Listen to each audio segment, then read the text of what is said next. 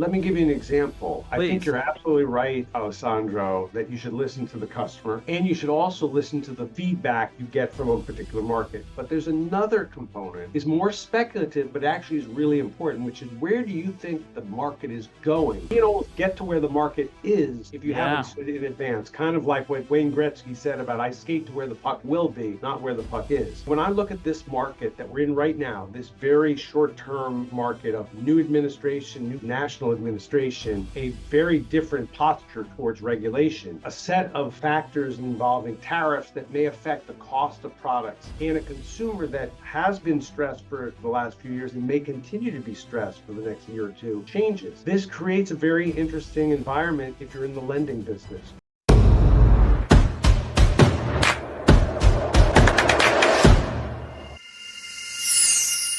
Hey guys, and welcome to the Grow IT podcast. Your host here, Alessandro Cutri, joined today by none other than the man himself, Sasha Grutman. Today is going to be an interesting episode, guys. We're going to be diving into a little bit about his story, what they're currently building at Middlemarch Partners, and some interesting industry insights. So definitely make sure to stick around. But without further ado, I'll kind of just pass it on over to you, Sasha, if you don't mind just introducing yourself and telling a quick little snippet of your background and really what led you to start Middlemarch Partners. Well, thanks for having me on the podcast, Of Alessandro. course. My background is kind of an interesting one. I think it's a story of someone who started off their career in strategy consulting, focused on financial services and Mm-hmm. technology, and that morphed into a career in private equity and venture capital, focused on finding interesting, fast-growing technology-enabled companies in financial services and business services. And I did that at a number of firms, at Goldman Sachs, where I was part of a venture capital unit, at Citigroup, where I ran the strategic investments arm. So I focused on making investments in things that were related to the core business of Citi, which is obviously financial services. And then Mm-hmm. at THLE Putnam Ventures, where we made growth equity investments in financial and business services companies. And I had that experience kind of building on my industry expertise, learning how to deploy capital in companies that I thought had the potential to grow quickly and take advantage either of market dislocations or of new markets. Mm-hmm. And then after those experiences, I started Middlemarch Partners as a merchant bank, which really combined the capabilities of an investment bank, so helping companies source capital to grow, or to help those companies find acquisitions or acquirers for themselves, but Mm. also select to co-invest in some of the companies that we advise. And that merchant banking model is something that existed in the 18th and 19th century, but in the 20th and 21st century kind of diminished in its utilization. But we think there's a space in the investment banking landscape for somebody who is investment oriented, but works primarily for companies seeking investment capital and brings that investor perspective to the seeking out of the capital that those companies need to grow. Yeah, and I would love to hear what was it that I guess started, because obviously you guys are doing something fairly, you've carved out a very specific niche in the type of merchant bank that you are. Like, what was it that led you down that path specifically to also co-investing in the companies as well? Well, I think there's a couple of different ways to become a merchant bank. You either start by being an investor who wants to branch into banking, which is what Yeah, we did, or yeah. you're a banker who says, "Well, listen, I'm advising companies. I'd like to put some of my capital to work in investments." Because my partner Dimitris Papadimitriou and I both started our careers in the investing side of the business, we wanted to find ways to continue to be active investors Yeah, without having a committed capital fund. And yeah. what we did is we kind of realized in the around 2011 that there was a space in the market that wasn't really being satisfied, which is to find an investment banker who has really more of an investor's mentality. And Mm-hmm. because we were investors first, we basically built an investment banking practice around the sectors that we understood as investors. And what we said to our clients is, let us advise you on where to find the right capital and help you structure the right transaction for your business. And at the Mm-hmm. same time, provide us with the option to co-invest in your company if we so choose. And we've done that with firms like PIMCO and RFE Investment Partners and Waterfall Asset Management. So we've co-invested alongside lead sponsors where they set the price. We work for the client in helping them get a deal they like. And at the last minute, we can put a portion of the money in ourselves, as well as bring capital to bear from limited partners who we introduce to these projects and simply say, we've gotten to know a company very well over a reasonably long period of time. We think this is a very exciting investment. And how would you like to invest alongside a lead sponsor, which is typically an established firm with a long-standing track record? And we found an attractive proposition. Yeah, definitely, definitely, and I love what you guys are doing because you create a lot of these win-win, environments that I think are needed in the space itself. Now, I'm curious to get some, because you've obviously been a part of this space now for many years, and so you've probably seen a lot of ebbs and flows and different things come and go, and different trends that have kind of popped up. What are some of the trends that you're noticing right now within the market that are kind of you're seeing just from talking with different folks? I think, I've been at the financial services game for almost 35 years. So this has been the sector I focus on, and I'm really very active on a couple of different dimensions in financial services. Obviously, lending and all the consumer and commercial lending activity is a huge part of what we do. But we've been involved with fintech, asset management, wealth tech, transaction processing. And I think the biggest change, Alessandro, over the last, I would say, 10 years has been the rate at which things are being embraced. If I look back to 2000, when I first got into the venture capital side of financial services, people were talking about a lot of these same topics. We were talking about robo-advisors in 2000. And people coming to me and presenting me with presentations for why robo-advisors would become an embraced part of the financial services landscape. Yeah. It took almost 25 years for that concept to take off, and we're beginning to see that now. I think that the emergence of AI is going to radically affect how some of these new technologies are embraced, primarily because unlike the robo-advisor of 2000, the robo-advisor of 2025 is going to be much more human-like. It's going to speak in natural language. It's going to be able to respond in a very nuanced way. And it's going to put the consumer investor in a much more comfortable position to take advice from what is effectively an inanimate object. And I think that's a major change. And I also think just the speed at which traditional financial institutions have withdrawn from markets and the deregulation, which has only accelerated over the last 10 or 15 years, has created a much broader landscape for entrepreneurs and upstarts to get into the financial services game in a way that 25 years ago they really couldn't, because banks effectively controlled a large portion of the environment. Yeah, it's a great point. And I'm curious to hear your perspective when it comes to, like, have you interacted with any of these robo-advisors, used them, to see how they, are able to help assist in this process? We've had interactions with a number of providers of wealth management services, firms like Wealthfront and others. I think you've seen them. We've seen a greater acceptance and an accelerated growth of these companies, and so I think that's been very positive. I think what you're about to see, though, is really revolutionary, which is the introduction of AI into all sorts of component parts of the financial services, and frankly, in every business where the computer will be doing more of the labor. You're not going to see a call center people. And what this is going to do is it's going to change the cost structure of how firms go to market. Just as another example, obviously, we spend a lot of time in the lending business, and a big part of lending is collecting. It's easy to make a loan. It's a lot harder to collect a loan. And so if you're to non-prime consumers, you've got a lot of consumers who are often having challenges making their payments. And so there's a lot of collections activity that has historically been done by people.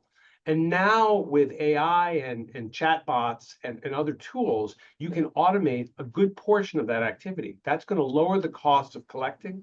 It may enable lenders to actually create a win-win, which is they won't have to charge quite as much for their loans because the cost of collecting will be reduced because of the use of automation. So there's some really big things that are happening that I think are going to play out in pretty rapid fashion, which will change the way financial services looks. Yeah, it's exciting stuff, right? And it's definitely exciting to be a part of, to see where the market will be in the next, and the industry will be in the next couple of years, right? Because we're already seeing such crazy advancements within the past 2 years, really with AI and a lot of introduction to a lot of the workforce. And so imagine, what it's going to look like in the next 1 to 2 years, even the next 5 years, right? It's going to be pretty interesting stuff. It is revolutionizing a lot of different industries, and financial services is definitely going to be one of them as well. Now, I did want to have you shed some light on, you know, because we talk a lot about, marketing and business development over here at, Grow IT, and even on the podcast itself. And we get a lot of founders and CEOs that are, either early stage, looking to start their company, looking to build their book of business, looking to build, those relationships. What are some of those things that I guess helped you guys earlier on in your, the start of Middle March Partners that, gave you guys that start to, really branch out? Well, in a weird way, we're fortunate as a services business, right? We're an advisory services business focused on sourcing and structuring capital. Yeah. What was helpful for Middlemarch is when we started this firm about 13 years ago, we had a client in hand before we really formulated the business. We had been Mm, approached to help a company raise capital, and we weren't even licensed yet. They just knew that we had had a lot of experience investing capital in financial services, and they said to us, "Listen, you know so much about investing capital, and you probably could help us find and structure a deal with an investor in a unique way. We'd like you to help us find that capital." So one of the things I would say to those listeners who are interested in starting a business, if you're in the services side of things, is find a client first, as opposed to building a business first and then going out and finding a client second. You have the yeah. luxury of doing that. Now, if you're building software or you're building medicines, that's not how it works. You don't find a client first and then develop the product. But in our line Yeah. of Yeah. work, the key is really starting off with momentum, and the momentum is clients in our line of work, so that we Yeah. launched the business with a client. We were able to build a revenue stream upfront. We didn't Yeah. have a period where we're in the J curve, if you will, where we were burning capital and not taking money in. And that was key to getting a running start. Definitely, and it's so important, right? And I think that's one of the biggest things that people can take away. And what I think is powerful to do is lean into your own network, right? And be able to, before you want to invest all this money into building out the company, to have that one or two clients that you can bring on beforehand. That'll help fund everything that you do, right? So you don't have to necessarily go and say sell your soul right away, or you won't have to go and be able to raise a whole bunch of capital. You can actually maybe just boot, and especially when it comes to service businesses like you mentioned, that's something you could do right off the gate. With software, it's a little bit more tricky, right? You can, I would say, you still want to be able to get a lot of feedback from your early customers and make sure you're on the right path before you build out the full software, right? That's one thing that's definitely important, especially in the software game. But totally agree. You were going to say I something would though. say if I were to Yeah. give advice to a software company, and we do work with software companies, specifically vertical software that addresses um, business services needs. It could be vertical software focused on financial services. It could be outsourced legal services, IT services. If you can't do what we did because you have to build something, then at least really get to know a potential client well enough that you can actually talk through with them. If I delivered a product that looked like this, would this meet a need that currently isn't being met? I mean, I hate to say it, but so many of the entrepreneurs that we meet at times have ideas Yeah. of what they think the world needs, but they don't really validate them. They just are intuition. And I just don't think that's easy to raise capital around. But if you could say that, like literally, I have an MOU with a company that says as soon as I build this software, they'll buy it for me. It's not, you can't deposit that in the bank, but at least that's an indication that you've had deep discussion with a potential customer that says that what you say you're going to be building is what they want. And that at Yeah. least gives the investor more validation that this idea has real traction. Yeah, and it's so important, right? Because to your point, there's a lot of entrepreneurs or people that are looking to raise capital, and maybe they don't have that initial customer base. They haven't validated that idea yet when it comes to what they're going to go out to market with. And I think the best feedback that you can get always is going to be directly from the consumer that's going to be purchasing what it is that you're selling, right? So being able to talk to those folks and saying, hey, if we were to develop something like this, would this be something that you would even be interested in buying, right? Is this a big enough problem to where you'd be able to want to spend money on this solution, right? I think that's a big thing too, because sometimes they're problems that people are going through, but are they a big enough problem, right? Do they solve a big enough problem that people are willing to put time, resources, and money into to fix? So Yeah, I mean, I'll give you an example. I do a lot of work in financial services, and there are a lot of really amazing solutions for how to reduce fraud in credit cards, as an example. mhm. And I worked with a company that had a great solution that reduced fraud by almost 95%. The problem was when you talk to big banks about whether this was an issue, they'd say it is an issue, but it's not really as much of a pressing issue to us as many other things. And we can't slot this into our development queue to make room for this solution in what else we have on the technology agenda.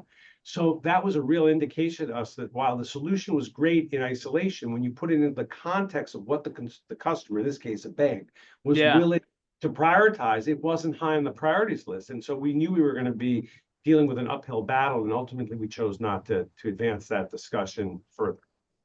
Yeah, and I think that's such a great point that so many people forget, right? Because people often think that, oh, just because my product solves a problem, it's going to do well, right? And as entrepreneurs, you have to always be open to the idea that you have to maybe pivot what exactly that you're doing, or you have to change courses depending on what the market is telling you, because you can't fight the market, right? That's you're gonna end up very poor, and you're gonna end up out of luck when you're trying to go against what the people are telling you. So that's why anything that you do when it comes to customer feedback, or the feedback that you're getting from the market, it's so important to listen to that and be able to then implement whatever you're hearing, right? Well, let me give you an example. I think Please. you're absolutely right, Alessandro, that you should listen to the customer.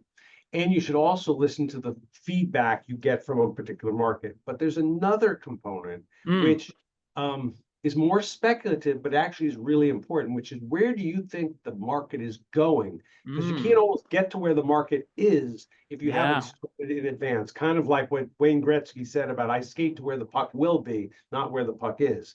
yeah, We are, when I look at this market that we're in right now, this very short-term market of new administration, new national administration, a very different posture towards regulation, mm-hmm, uh, a set of factors involving tariffs that may affect the cost of products, and a consumer that has been stressed for the last few years and may continue to be stressed for the next year or two because yeah, of changes. This creates a very interesting environment if you're in the lending business, because yeah, why do we borrow because we don't have enough money to address the needs that we have today, and so we borrow effectively from our future to pay for the current time period. I have a feeling that a more relaxed regulatory environment around financial services and lending, coupled with a consumer that is under pressure, is going to make for a very attractive market for consumer lenders on a whole host mm, of fronts. So we're working hard with consumer lenders to come up with innovative programs that allow them to earn money, but also help consumers improve their credit and improve their lot in life by demonstrating that they can be responsible borrowers. And we're in market with one of those right now. that's a great point, right? And it's one of those things you have to be ahead of the game, right? And to make calculated bets, right? When it comes to these things, right? Where it's like, hey, like I see where the market's moving and I see the direction that we're moving in, and being able to be, have that foresight, right? And be, okay, this is what I'm hearing from the market, but also here's where I see the market going. I think that's such a great point, right? And that's obviously what makes really good products, right? Really good products, and also what makes really good investors, right? Seeing those opportunities that arise within the different markets, and seeing where things are maybe underserved that they can capitalize on. So I love that you bring that up, and I think that's something that you should always be thinking about in whatever you're doing, because ultimately the market is always moving, right? You're always moving in one direction or the other. So it's like if you're not ahead of that and you're not thinking about how you're going to adapt to that, you're going to get at some point left left behind, right? Your competition is going to be able to overtake. And that's one of the things that we're seeing with AI, right? If you're not taking advantage of that, if that's something that you're not planning to use within your workforce, that'll slowly but surely, right? It's like kind of, when we rewind back 20 years ago, before websites were a thing, right? And everyone didn't have a website. If you didn't have a website, it wasn't that big a deal. Now in today's day and age, right? If you don't have a website, people are like, who are these guys? They don't trust them, right? So it's I think we're going to see a similar evolution probably with AI at some point, where if you're not utilizing AI, it's gonna be like you're living in the ice ages, right? So I think that's where we're moving towards as a market, and the solutions that can capitalize that are the ones that ultimately are going to win. Well, I agree with that, and I also disagree. So let me just Please. I love explain. it. I love the I disagreement. agree that, it's an arms race and everybody seems more and more armed, right? You got a website, you got an email campaign, you've got bots responding on LinkedIn and, responding to every text and message you receive. There's a lot of armature that's being deployed by businesses to demonstrate and communicate what we all believe about ourselves, about the markets we serve, about our customers. Because at the end of the day, nobody wins alone. Even if I have a great insight, if I don't convince you it's a great insight and you don't embrace that same view, I won't get the market feedback I need to be successful, either because you're buying the same product I'm suggesting is great, or because you now want what I'm selling. I get that whole point. But here's the contrarian piece of it Please. that we're experiencing. The more we rely on electronic communication to transmit our ideas and our credibility, I actually believe the more we have to go back to traditional analog face-to-face connection, because people are going to have a very hard time distinguishing between smoke and substance. The smoke looks so good today because of deep fakes and massive misinformation and really, frankly, great marketing online, that it's very hard to know, can I trust somebody? Is what they're selling really for real? Is this person really standing behind what they say they're doing? Or is this just a bunch of bots making comments and saying things are great? So you do the digital things, but you've got to back it up with real life visiting. And in fact, I'm planning a West Coast trip in fairly short order, literally to kind of shake hands with people that I've met electronically, but that don't know me personally. And I hope they'll appreciate meeting me in person as a way of solidifying what they think they're getting from all this electronic communication. Totally, yeah, and let me clarify, because I think we're exactly on the same page on that itself. When it comes to, I always say this: we're in a trust recession, right? And now consumers are more skeptical than they've ever been in throughout all of history, right? Just from the mere fact of how many times they're getting hit with different ads and different messages and different bots. Right. So the human element, I feel, is going to become more and more valuable as we continue to go more towards an AI and automation side of things. Right. So that element of shaking your prospects' hands, or that element of meeting your clients in person, that stuff is going to always prove to have the biggest dividends, because of that relationship that we all have. Right. We all long for that human connection at some fundamental level. So totally agree with that. And I think that that's where we're probably going towards as a market, where that human connection is going to be more and more valued. My point in terms of AI in the workforce was less around the marketing, more around the efficiency, right? So in terms of like your employees and the people that work within your company and the processes that you build out, there's so many different ways to automate things within your operations, and even have your workforce operate more effectively using tools like Claude, or using tools like ChatGPT, or different things that they can be utilizing to make their day-to-day easier, where you don't have to hire you don't have to hire the same amount of people that you used to have to. And now you're able to utilize AI and code and leverage in that sense. So that's where I was more referring to the AI being something that, companies are going to be able to take advantage of and have, be more competitive when it comes to that aspect. But the human element, I like yourself, I totally agree with you. And I think that that's one piece that won't ever fade away, right? You're never going to be able to replace a sales rep or someone that's selling something with an AI solution, right? Especially with more trust-based sales. It's just never going to happen, right? Because we need that human connection. I agree. For complex things like the kind of advice that we give our clients, Yeah. you're buying it from a person. Yeah. If it's literally just, I need a new set of computer related It's peripheral, lower I ticket can buy products. that from the bot. Yeah, But yeah, for yeah, yeah. It's lower. like what So we're offering, it does require yeah, a confidence in a person. And frankly, a lot of what we do, Alessandro, is we talk on behalf of our clients with investors, and we come back to our clients and say, this is what the investor said, because yeah, there's value in having us intermediate. But if yeah, you don't trust that I'm a fair representative of what's said, or you feel like I don't listen well to what you think is important, so I'm misrepresenting you to the investor, it's kind of a recipe for disaster. So that confidence in a person, and that point you made about a recession and confidence is an interesting one. yeah. Yeah, so I just want to zoom out a quick second, Sasha, and to really dive into, like your insights, right? When it comes to, you've been inside the space now for a little bit, and you've obviously went through, some different cycles.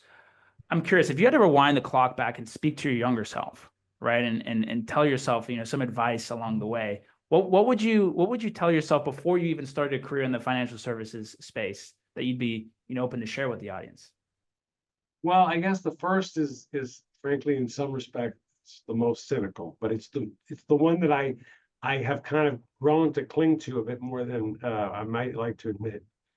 The older I've gotten, the more I believe that one's alpha is market beta. And what I mean by that is that while we like to think that we have unique qualities that make us successful and allow us to succeed, I think there's a huge component of one's career that's very market driven. When the wind is in at your back, you look like you run very quickly. And when the wind is in your face, you don't seem to make much progress. And I think sometimes we unfairly criticize ourselves for when the market conditions are poor. Why aren't we performing better? I think the key to being successful is to make the most of the times when the wind is at your back and really try to be as accomplished and achievement oriented as you can be. And also realize there are moments at which no amount of effort are necessarily going to generate the results that you'd like to see. And I think most people coming out of college, where, basically up through college, everything is basically within your control. If you put the time in, you get the grade. If you get the grade, you get the success. When you go into the work world, there are things where you've done an A job and you get a C outcome, and it has a lot more to do with the things that are outside of your control. And one of the things that's outside of our control to a large extent is what's market sentiment. You can't will a market to be optimistic. And so when markets are pessimistic, and I think we're trying to come out of a pessimistic mode, you just have to wait it out and keep trying to position your company for success. But realize the most important element is when you know that the market now is optimistic, is receptive to what you have to offer, you've really got to sell like hell when you can.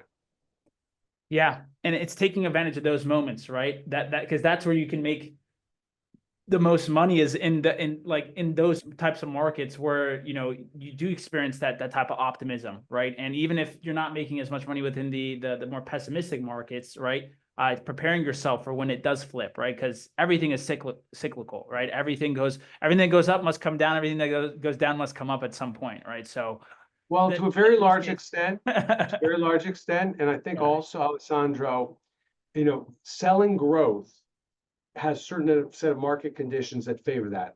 You need an optimistic market to value growth. When we're in a pessimistic market, you got to sell results, past results. Yeah. So, if you're trying to be a growth company and you're going into a recession or a recessionary environment or just a pessimistic market, you have to emphasize some things that are a lot harder for you to emphasize, which are, a lot of our clients are emerging growth companies. They don't have a lot of earnings to demonstrate yet. They have a large potential.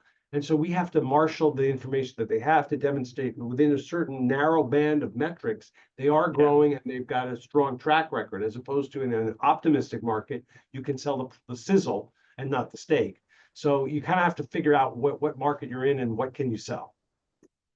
Yeah. That's great advice, man. I think that's and also, knowing what you're selling too, right? In that sense, right? And knowing how to capitalize on that itself, right? Like you said, leaning on past results, being able to showcase that ROI, being able to have those conversations, like that's ultimately what's gonna build that trust in any market, right? And in any scenario that you're obviously looking for. But obviously, in some scenarios, right, it's way easier to sell something versus in another scenario when people don't have any type of money to be able, they don't have the type of optimism to invest into those things.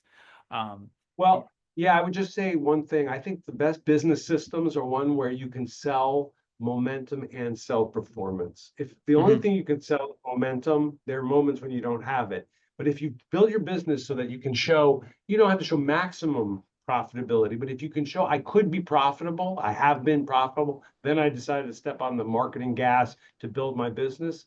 At least you can kind of say, but you see how I was successful at one moment, and then I made a conscious decision to scale up, and that required me to expend resources, which reduced my profitability. Um, I think that's a better model than saying like, my business can't be profitable until I get to really large scale. And the only way you can be successful as an investor is if you get on this ride with me and, hang on until the best at the end. I think that is a harder position to have, not because it can't be done. It obviously has Mhm. been done many times, but it requires one set of conditions to get people to say yes to that. Whereas if you Mm. can show a little bit of both profitability and growth, then I think you can emphasize profitability when markets are more pessimistic. Definitely. What do you enjoy most about what you do, Sasha? I have to ask, man, because you seem very passionate about this sector. What is it that I guess drives you when you're doing the work that you do? Well, I guess the number one thing is I like working with companies that are doing something different. They're either doing it faster, cheaper, or better than the way it's been done in the past. So I like helping companies achieve, change the way the world works because the capital we help them source allows them to deliver a differentiated service in one form or another. Hmm. I really love working with companies to help them develop the strategy that they want to take to market. Because of my background as a strategy consultant at the Boston Consulting Group, I like helping companies package up their capabilities and present those to the market. And of course, I love seeing my clients grow quickly and achieve profitability.